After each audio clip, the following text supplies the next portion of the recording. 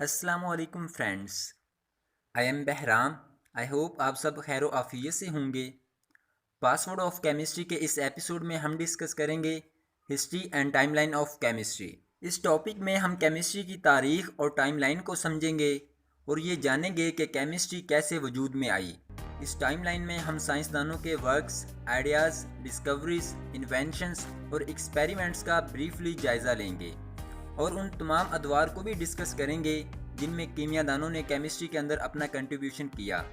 اس کے بعد series of episode تیار کریں گے جس میں ایک ایپیسوڈ کے اندر صرف ایک کیمسٹ کی بایوگرافی، ڈسکوریز اور انوینشنز کو ڈیٹیل میں ڈسکس کریں گے تاکہ آپ ہر سائنسدان کے لائف سٹائل اور کام سے کچھ نیا اخذ کر سکیں۔ تو آئے میرے ساتھ ہم اس ایپیسوڈ کا آغاز مل کر کرتے ہیں۔ دوستو، کسی بھی چیز کو سمجھنے کے لیے اس کے پس منظر کو سمجھنا پڑتا ہے۔ اس طرح اگر آپ کیمسٹری کی ماہیت کو سمجھنا چاہتے ہیں تو کیمسٹری کی تاریخ کو سمجھنا پڑے گا، اور جو سوالات ہمارے ذہنوں میں ابھر رہے ہیں کہ کیمسٹری کب اور کیسے وجود میں آئی، کیمسٹری کن مراحل سے گزر کر ہم تک پہنچی، کیمسٹری کس طرح سے انسانوں کی ضروریات کو پورا کرنے میں اپنا کردار ادا کرتی رہی ہے، ہم انشاءاللہ کیمسٹری کی تاریخ کو سمجھ کر ان تمام سوالات کے جوابات تلاش کر کے ذہنی طور پر مطمئن ہو سکیں گے۔ سب سے پہلے ہم بات کریں گے origin of word chemistry. Chemistry word Latin word alchemy سے ڈیرائیو کیا گیا ہے، جبکہ الکیمی ورڈ عربک ورڈ الکیمیا سے لیا گیا ہے، اور الکیمیا قدیم مصری لفظ کیم یا کیمیا سے اخذ کیا گیا ہے جس کا مطلب کاسٹ ٹو گیدر ہے۔ Chemistry is the scientific study of matter and its interactions.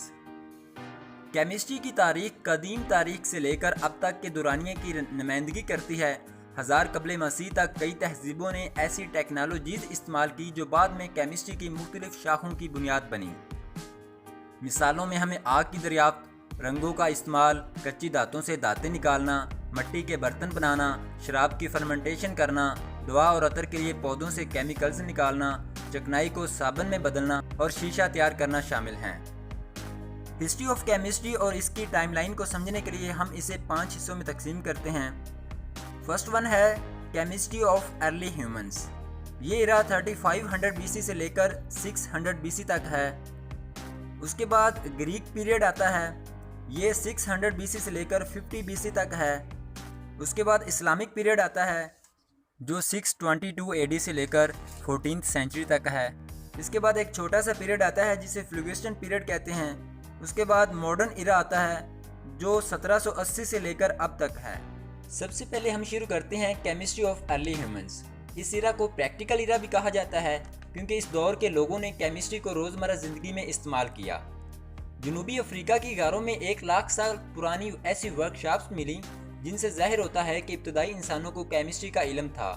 غاروں کی دیواروں پر پائی جانے والی سرخ یا سیاہ رنگ کے ساتھ بنی پینٹنگ سے ظاہر ہوتا ہے کہ ابتدائی انسانوں کو کیمسٹری کا کچھ نہ کچھ حد تک علم تھا۔ دھات کاری کی تاریخ میں انسانوں کی استعمال شدہ قدیم ترین دھات سونا ہے۔ تقریباً 40,000 قبل مسیح میں قدرتی سونے کی تھوڑی بہت مقدار اسپین کی غاروں میں بھی ملی ہے۔ البتہ چاندی، تانبے، ٹن، لوہا بھی آبائی دھاتیں گنی جا سکتی ہیں۔ مبینہ طور پر پہلا کیمیکل ری ایکشن آگ کا استعمال تھا، تاہم وہ الگ بات ہے کہ ہزاروں سال کے لیے آگ کو صرف ایک صوفیانہ طاقت کے طور پر دیکھا گیا ہے جو گرمی اور روشنی پیدا کرتے ہوئے ایک مادہ کو دوسرے مادہ میں تبدیل کر سکتی ہے، جیسے جلتی ہوئی لکڑی یا ابلتا ہوا پانی۔ آگ نے ابتدائی معاشروں کے بہت سے پہلوؤں کو متاثر کیا اور روزمرہ کی زندگی کے آسان ترین پہلوؤں کو بھی متاثر کیا، جیسے کھانا پکانا، حرارتی مسکن، روشنی، مٹی کے برتنوں، اینٹوں کو بنانے اور اوزار بنانے کے لیے دھاتوں کو پگھلنے تک۔ یہ آگ ہی تھی جس نے شیشے کی کھوج کی اور دھاتوں کی پاکیزگی کا باعث بنی، اور یوں دھات کاری کے عروج کا آغاز ہوا۔ برونز ایج، کانسی کا دور۔ کانسی کے دور کا آغاز 3500 قبل مسیح میں ہوا۔ کانسی کا دور انسانی ثقافتی نشوونما کا دور تھا۔ اس دور میں بھی لوگوں نے کیمیا کو کافی حد تک استعمال میں لایا۔ اس دور میں پتھروں کو آگ میں ہائی ٹیمپریچر پر گرم کر کے دھاتوں کو ریکور کیا جاتا تھا، خاص طور پر ٹن، لیڈ اور کاپر کو۔ اس دور میں لوگ تانبے اور ٹن کو ملا کر ایک نئی قسم کی دھات بناتے تھے جسے برونز یا پیتل کہا جاتا ہے۔ کانسی اس دور میں ہتھیار بنانے کے لیے استعمال ہوتی تھی کیونکہ یہ دوسری دھاتوں کے مقابلے زیادہ سخت تھی۔ اس کے بعد آئرن ایج آتا ہے لوہے کے دور کا آغاز 1200 قبل مسیح میں ہوتا ہے۔ اگرچہ لوہا کانسی کے مقابلے میں اوزار بنانے کے لیے بہتر نہیں تھا، مگر لوہے کو اس کی کچی دھات سے نکالنا تانبے یا ٹین سے کہیں زیادہ مشکل تھا۔ دراصل اس دور میں لوہا دوسری دھاتوں کے مقابلے زیادہ کثرت میں تھا، اس وجہ سے لوہا زیادہ تر مقامی طور پر دستیاب ہوتا تھا اور اس کے لیے تجارت کرنے کی ضرورت بھی نہیں ہوتی تھی۔ اس دور میں دھماکے کی بھٹی کی ایجاد، کاسٹ آئرن کی ایجاد، ہائیڈرولک سے چلنے والے ٹرپ ہتھوڑے کی ایجاد اور ڈبل ایکٹنگ پسٹن بلو کی ایجاد شامل ہیں۔ دھماکے کی بھٹی ایک قسم کی میٹالرجیکل بھٹی ہے جو بنیادی طور پر دھاتوں کی میلٹنگ کے لیے استعمال ہوتی تھی۔ ہائیڈرولک سے چلنے والے ٹرپ ہتھوڑے کا استعمال زراعت میں فصلوں کی کٹائی اور کان کنی میں دھات کو ٹکڑوں میں کچلنے کے لیے کیا جاتا تھا۔ کاسٹ آئرن کی ایجاد 5ویں صدی قبل مسیح میں چین میں کی گئی تھی۔ اس کو پائپ بنانے، حل بنانے، برتن بنانے اور ہتھیار بنانے کے لیے استعمال کیا۔ اس کے بعد ہم گریک پیریڈ میں آ جاتے ہیں۔ گریک پیریڈ کو اردو میں یونانی دور کہتے ہیں۔ اس دور میں کیمسٹری کا آغاز فلاسفرز کی روشنی میں ہوا۔ فلسفیانہ کوششوں کی وجہ یہ ہے کہ کیوں مختلف مادوں کی مختلف خصوصیات مختلف حالتوں میں موجود ہیں، جیسے لیکوڈ، سولڈ اور گیسز کا کلر، سمیل اور ڈینسٹی مختلف ہے۔ قدیم یونانی فلاسفرز نے فزیکل ورلڈ اور اس کی ساخت و تشکیل سے متعلق بہت زیادہ بحثیں کی۔ میٹر کیا ہے، اس کے بارے میں مختلف رائیں تھیں۔ کچھ لوگ ایک رائے کو سچ مان لیتے تھے، جبکہ دوسروں کو خیالات کے ایک اور سیٹ پر یقین ہوتا تھا۔ چونکہ ان اسکالرز کے پاس لیبارٹریز نہیں تھیں اور ایکسپیریمنٹس کا بھی کوئی تصور نہیں تھا، اس لیے جو بہترین دلیل پیش کرتا اسے صحیح سمجھ لیا جاتا۔ ان فلاسفرز کی ایک بحث ریت سے متعلق تھی۔ سوال یہ تھا کہ آپ ریت کے دانے کو کتنے چھوٹے حصوں میں تقسیم کر سکتے ہیں۔ اس وقت کے بااثر فلاسفر ارسطو کا کہنا تھا کہ ریت کے دانے کو تقسیم کیا جا سکتا ہے، آپ ہمیشہ ایک بڑا ذرہ تقسیم کر کے ایک چھوٹا سا ذرہ حاصل کر سکتے ہیں، اور اس کی کوئی حد نہیں تھی کہ نتیجہ کتنا چھوٹا ہو سکتا ہے، جبکہ ڈیموکریٹس کا خیال تھا کہ ریت کے دانے کو تقسیم کرنے کی بھی ایک حد ہے۔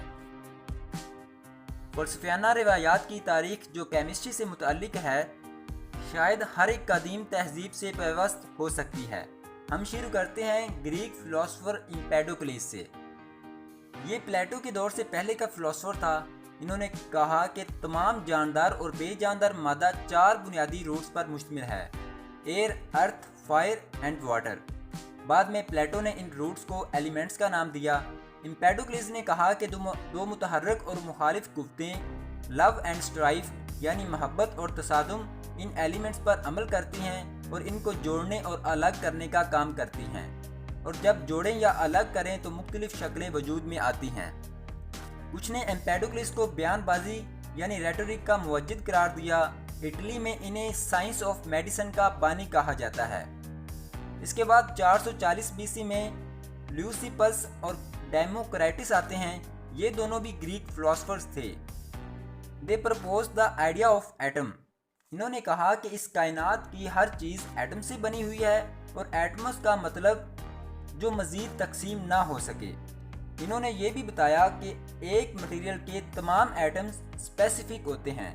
مثال کے طور پر اگر کسی پتھر کو 2 حصوں میں تقسیم کر دیا جائے تو دونوں حصوں میں بنیادی طور پر ایک جیسی ہی خصوصیات ہوں گی۔ اس کے بعد 360 BC میں آ جاتے ہیں۔ یہ ایرا پلیٹو ایرا کہلاتا ہے۔ پلیٹو کو اردو میں افلاطون کہا جاتا ہے۔ پلیٹو بھی گریک فلاسفر تھے۔ ان کے نظریات نے مغربی نظریات کی بنیاد تشکیل دی۔ پلیٹو سقراط کا اسٹوڈنٹ تھا۔ وہ اپنے کاموں میں سقراط کی بہت سی تعلیمات پر عمل کرتا تھا۔ پلیٹو نے ایک اکیڈمی بھی قائم کی جو دنیا کا پہلا کالج سمجھا جاتا ہے، اور اس اکیڈمی میں اس نے اپنے سب سے قابل ذکر طالب علم ارسطوٹل کو تعلیم دی۔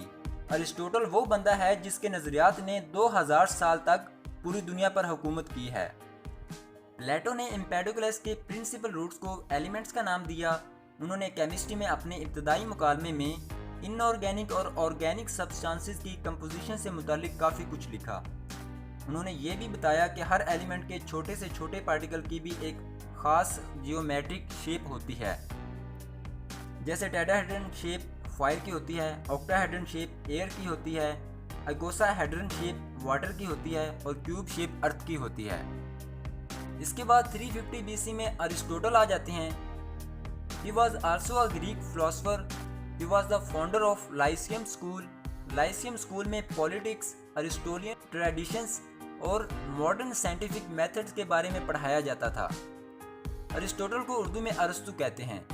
ये एक हकीकत है कि अरस्तु के नज़रियात ने दुनिया पर 2000 साल तक हुकूमत की है। केमिस्ट्री के अंदर उन्होंने 5 एलिमेंट थ्योरी पेश की। Actually he added a 5th element ether in the theory of एम्पेडोक्लेस। Aristotle ये समझता था कि हैवी सब्सटेंसेस जैसे प्लैनेट्स या स्टार्स हैं वो ईथर से बने हुए हैं। He also said these 5 elements are the basic element of the material world. This theory is largely accepted by Western world for over 1000 years. अब यहाँ एक सवाल पैदा होता है कि इस पूरे पीरियड में केमिस्ट्री सिर्फ ग्रीक फिलोसफर्स के हाथों ही क्यों परवान चढ़ी। दरअसल उस वक्त यूनान का कैपिटल और सबसे बड़ा शहर एथेंस था जहाँ ये तमाम फिलोसफर्स परवान चढ़े। एथेंस खेतों वाले इलाके में नहीं था बल्कि पहाड़ों, जंगलात और झीलों से घिरा हुआ था।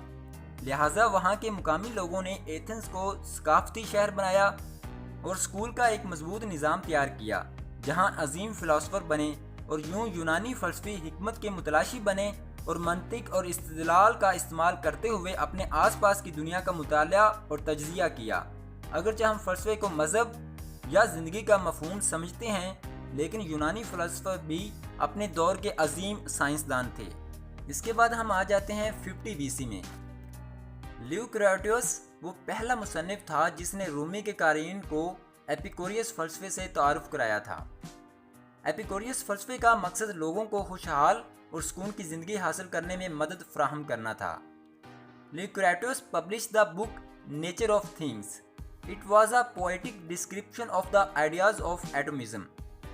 उस दौर में एटमिज़म एक अकीदा बन गया था जिसके मुताबिक नाकाबिले तकसीम ज़र्रात कायनात के बुनियादी अज्जा हैं। इन बुनियादी अज्जा को एटम कहा गया, लिहाजा इस थ्योरी का नाम एटमिज़म पड़ गया। उस वक्त ईसाईयत और रोमन मज़ाहिब ने ल्यूक्रेटस के नज़रियात की मुखालफत की क्योंकि एटमिज़म थ्योरी के मुताबिक atoms are the building blocks of all nature, और ये भी कहा कि एटम्स आसमानी खुदाओं या बैरूनी कुफ्तों की मुदाखलत के बगैर एग्जिस्ट करते हैं और मुख्तलिफ काम सर अंजाम देते हैं। ल्यूक्रेटस ने एटमिज़म थ्योरी के साथ साथ दिमाग और रूह की नोयत, एहसास व फ़िक्र और दुनिया की नशोनुमा की वजाहत भी की।